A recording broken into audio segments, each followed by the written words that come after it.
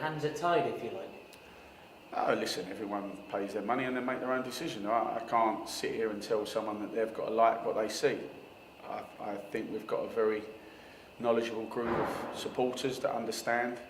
We had it, my first year here at Spitty Park, the pitch became unplayable to play any cohesive football.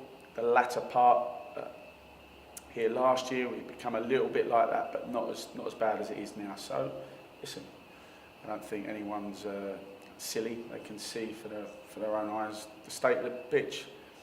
We've got to get on with it. We've got to use it to our advantage. But in certain times, i.e. the Rennie Howe situation, it does become frustrating.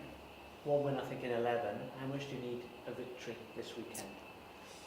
Well, we always want to win. We want to win every game. I know it's one win in 11, but there's a lot of reasons why. And I'm not going to sit here and why. I don't look at one win in 11. Why does someone not say 4 draws in 11? I know that it's what you've got to spin it as, but I don't buy into that. I think there's been a lot of very good performances against a lot of strong teams. And we just try and win every game that we play in, and the next one is Saturday.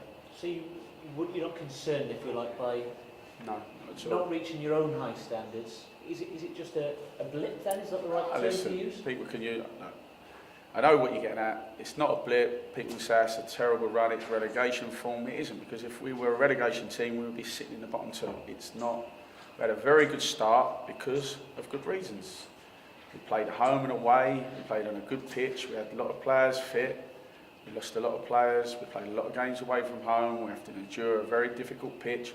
It's not excuses, they're facts. And you all know them, and I don't think you should be asking that question. Yes, we want to be in better form, yes, we want to be winning every game we play in, but there's a lot of reasons for the form that we're in. You're still right in the playoff picture. Funny enough, we are, yeah. Games in hand, points that you need to get on the board. How many wins do you think you need from the remaining games? We haven't even looked at it.